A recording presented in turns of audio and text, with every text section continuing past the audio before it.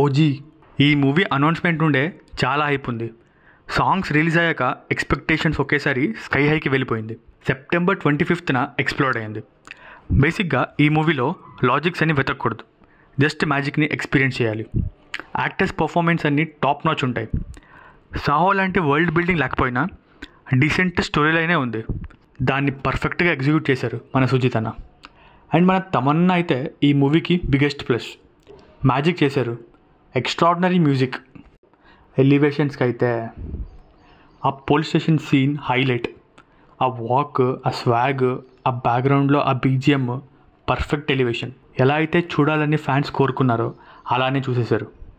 Just 2 months back ఒక setback కూడా ఉంది. అయినా ఇది one of the greatest comeback for power star Pawan Kalyan గారు.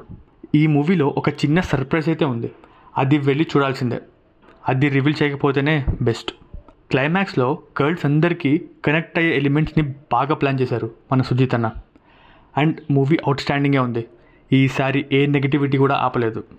ఆ కటానాతో ఫైట్స్, ఆ intro title cards, one of the best title cards for the power star Pawan Kalyan. And power star swag, తమన్నా బీజిఎం అండ్ సాంగ్స్ అండ్ ఆ elevations అయితే డెఫినెట్గా enjoy చేస్తారు. Worth వాచింగే.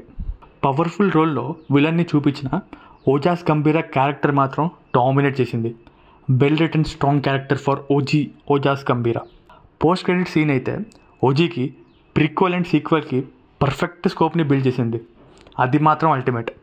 డెఫినెట్గా పోస్ట్ క్రెడిట్ సీన్ని మిస్ అవ్వకండి. ఈ మూవీ నెట్ఫ్లిక్స్లో స్ట్రీమ్ అవుతుంది. సో నెక్స్ట్ వీడియోలో కలుద్దాం ఈ వీడియో కిందే. అంతవరకు